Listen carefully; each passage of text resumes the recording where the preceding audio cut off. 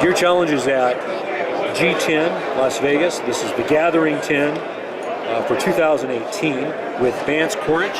Vance, how you doing, sir? Good. How are you doing? Good, good, good.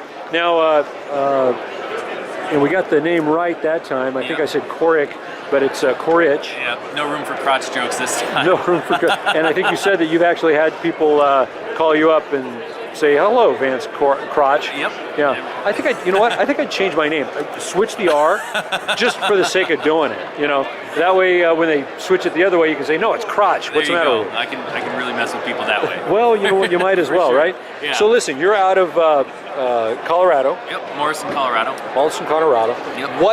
When did you first get involved in knife making? So the first time the idea popped into my head was when I was 16. I was at my mom's house and I was cutting down trees, and I decided that I would like to, test out some of my knives. So I grabbed one. I was using it and I broke it.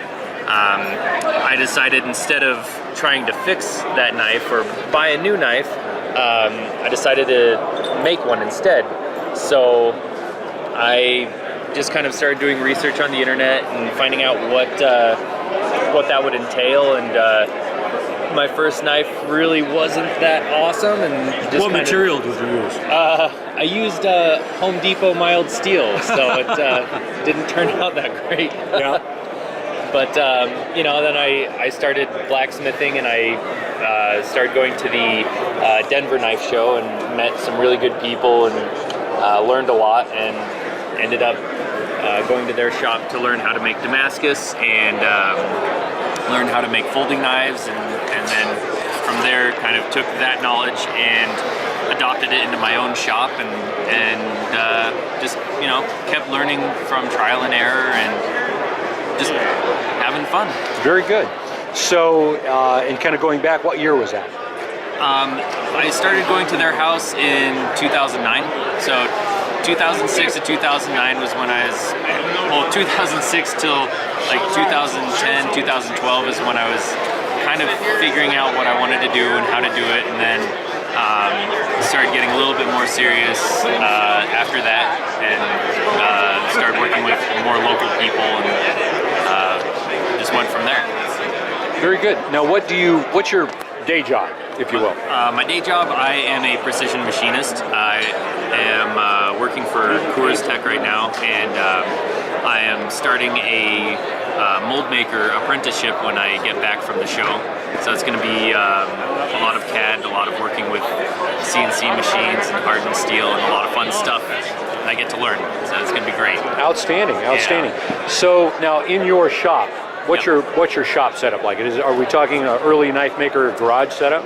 Yes. It's a very dirty, half of a 2-car garage, one grinder, 2 mills, no surface grinder, no lathe. No CAD machine? I've got a CNC machine, a mill that's retrofit as a CNC machine, but I spend more time trying to make it work than actually working with it. So pretty much everything that I do right now is not CNC machined. So most of your table knives here are literally handmade on a grinder and regular. Yes, every one besides this one. This was a knife that I was working with a friend to make the prototype for. It's a new lock mechanism that I've been testing out. Okay, very good. But even this, the inlay for the handle was not CNC'd. It was made with this little inlay on a pantograph. Okay, yeah. Very good.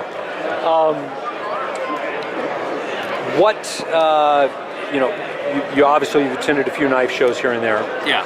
Are you primarily selling online? Are you the Instagram guy? What's your main fort? Mostly right now, word of mouth. Okay. A lot of it is, friends and friends of friends that have a specific need, or, I talk their ear off about knives until they decide, you know what, I gotta get one. And every once in a while, I'll find somebody that really just, can't put a knife down, and that always feels good. So right now, word of mouth. I do have an Etsy page. I do have an Instagram that I post pictures on, but most of my sales are word of mouth. And in person. Yeah. Very good. What goal do you have for yourself in knife making? So my goal, I think my goal is to help people. Like, everybody has to learn from somebody else, right? And I feel like I've been really fortunate with some of the people that I've worked with and some of the help and advice that I've received. So I want to kind of pass that on and keep the knife making as a community. Make it so that I can work with people. I can help people get their fixtures set up, stuff like that figured out, rather than making more competition for other knife makers. I'd like to actually move more towards helping or consulting almost. And with your day job, if you will, skill set, that's almost hand in glove with that, especially with the technology being what it is now. Exactly. Yeah, exactly. Very good. On a personal note, what's your favorite adult beverage? Babe, what's my favorite adult beverage? I would have to go with whiskey. Okay. Yeah. Any particular type, like rye, scotch, etc.? I'm not a picky man. Just whiskey. Yep, Okay. whatever. Yep. What about tobacco? Go ahead. Macallan.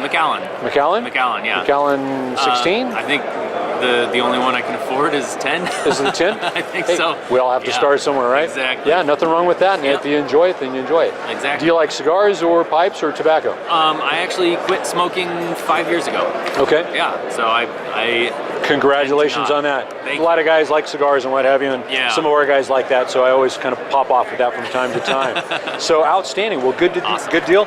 We'll do the left-hand shake. Awesome. Thank you very much, Vance. Appreciate the interview. Yeah, no problem. Really some fine workmanship here. If anyone does want to contact you, you've got your, as you mentioned, you've got an Etsy. Yeah, it's actually on the back here. We got a fancy QR code for the Etsy. Yeah. And the other information on there. Yeah, very good. Okay, outstanding. You have a safe trip back to Colorado. Thank you very much.